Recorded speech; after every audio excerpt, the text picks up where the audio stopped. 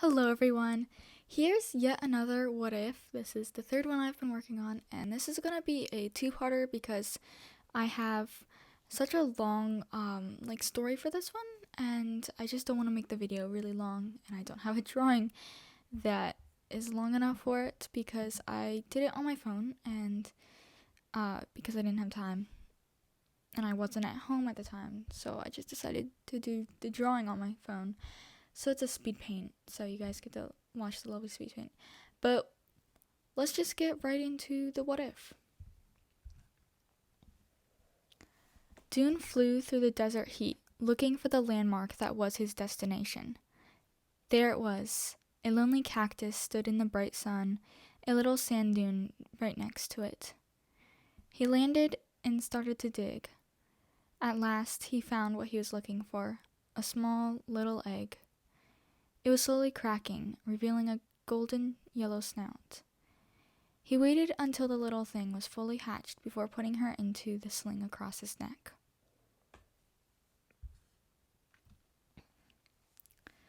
Sunny didn't know why she always heard voices in her head. They sounded like her friends or her guardians. They always told her that she was being delusional or that they didn't say anything.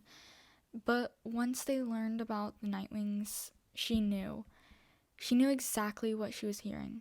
Starflight speculated on how this occurred, while Dune revealed that her father was a NightWing. Everyone looked at her differently now. They paid more attention to her and took account of her opinions or ideas. When they turned 6, a giant NightWing, Marosier, came into the caves. He looked at each of them in turn, and his eyes landed on her. Sunny heard his thoughts. This one looks weak and useless. Sunny shouted that she wasn't useless. Marosier looked shocked. His head shot to the Guardians, and then to Sunny, and then finally Starflight. Do you have powers as well? Starflight shook his head meekly. Marosier grumbled a muttered phrase and signaled to the Guardians' cave. The Guardians and Marosier turned and walked into their cave. Sunny could still hear their thoughts, but ignored them. Well, that didn't go very well, Glory muttered. All right, I'm off to take a nap. What? But you can't take one now. It isn't the time, Sunny encountered. They all think I'm lazy anyways. It won't make a difference.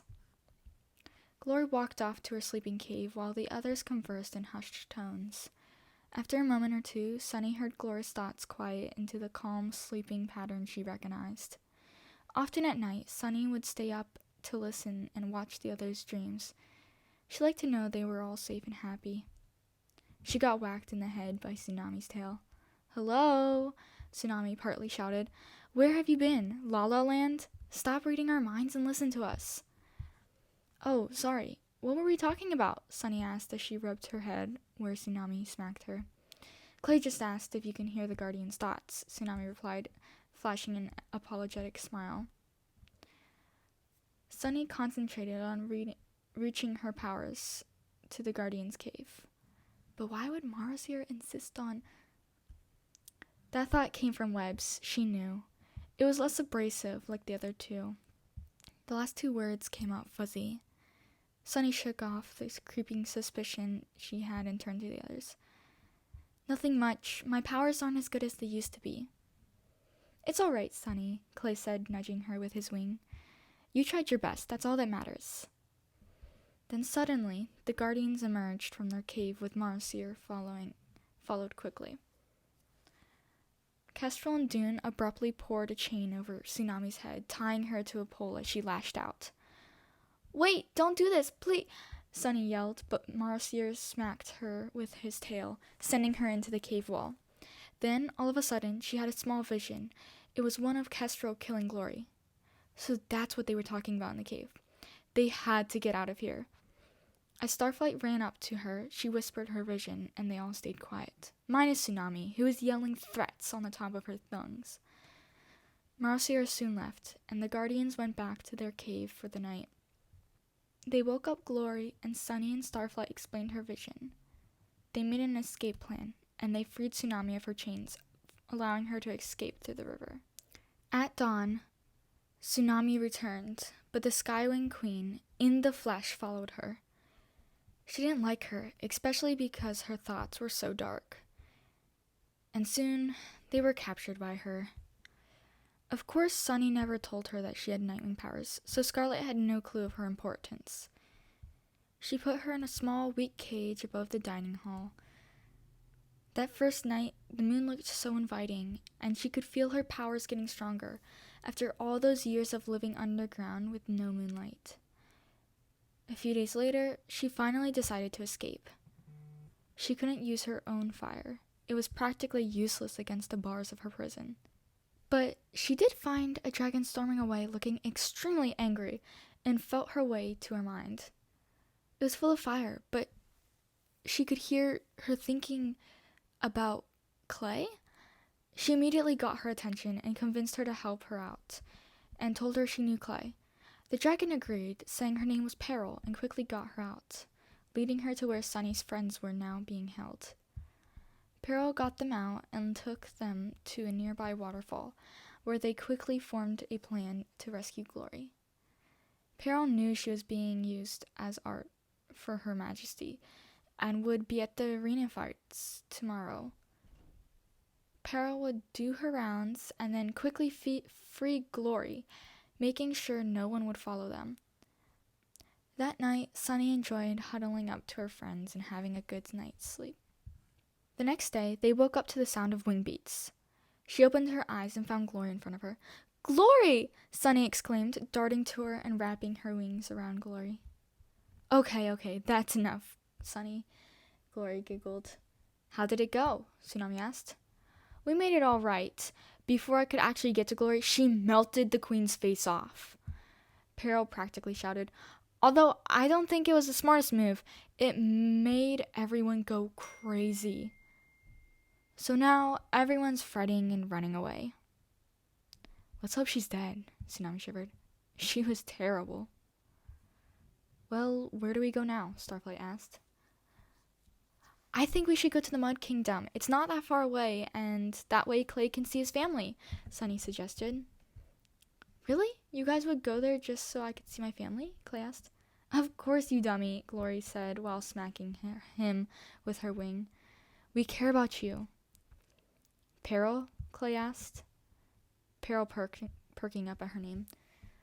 "Would you like to come with us?"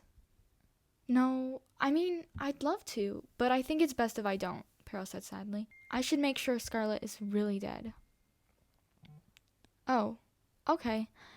Well, just so you know, you're always welcome to come with us," Clay reassured her, touching her talon. "Well, bye then." "Bye, Peril," Sunny waved a talon. Peril flew off in the direction of the Skywing Palace. "Okay, on to the Mud Kingdom," Glory huffed. And with that, they disguised themselves and headed off down the river to the Diamond Spray Delta. Clay and Glory went into the village and came back to what seemed like hours. Although Clay's own mother had hated him, he had siblings, or what Mudwings called them, Sibs. The group moved on to the Seawing Palace. When they were flying to the Summer Palace, they were stopped by a few guards. Sunny tuned into their thoughts, while the others conversed with the guards. Just as they finished the conversation, Sunny heard one particularly suspicious thought. "We'll finish them later." The thought came from the head guard. Sunny stopped her friends before they dove. "Wait, something wasn't right with Commander Shark. He's planning something for us. Why don't we all stay here, and Tsunami goes with Riptide and the other guards?" Sunny said seriously. Clay nodded his head suddenly. "I trust you. We'll fly to the nearest island, where Tsunami can meet us at the end of the day." Tsunami sighed. "Ugh, fine, I guess." She and Riptide soared down to the entrance of the palace and were gone within seconds. The rest flew to a small, secluded island and chatted for a while. Tsunami did not come, or the day after that. Why hasn't she come? What's taking her so long? Finally, Sunny thought as a deep blue dragon landed on the beach. Tsunami, you're back. I mean, I knew you'd be back eventually, but I thought you would have been here yesterday. I know I got hung up on meeting my family, but I need to tell you something that's more important than that. What's up? Glory asked, striding over from her napping place. Well, it's Blister. She's here. We do have to meet her. I say we go. If that's an option, Starflight recommended. A flash of white light, and Sunny had another vision. It depicted Blister and Queen Coral. Coral was pointing over Sunny's shoulder, ordering guards. She didn't know what it meant, but she had a feeling the Dragonettes were in danger. And that's where I'll leave off. Little bit of a cliffhanger because I like cliffhangers, and yeah. So I know this is a really rushed story, and I imagine most of it would go pretty much how the book goes, except that, Sunny has powers and she can kind of see some of the things that happens and all that fun stuff. But it was a fun thing to write, and I definitely have more, and I haven't even finished the entire thing. Yep, I need to finish this. It's been in the making for a while because I finished it about a couple weeks ago, and I haven't had the time to record the voiceover. So here I am recording it. I know I'm actually rambling a lot, but sorry if this seems like a very rushed story. I'm very bad at writing stories where it just goes over the stuff without dialogue. It would be much longer if I had to explain everything. So yeah, I guess you guys could fill in what you thought would happen between all these different parts that I wrote. But yeah, I'll make my part 2 soon, and it will come out hopefully soon. Fingers crossed if I don't get tired of making this. So I definitely will make more what ifs, and I do have some more ideas that I need to work on. But if you have any ideas, feel free to leave them down below. I'd love to hear them because I like hearing your ideas, and that's where I get I got this idea. This was a amazing idea. But anyways, I hope you guys enjoyed this terrible video. But yeah, I hope you guys have an amazing rest of your day.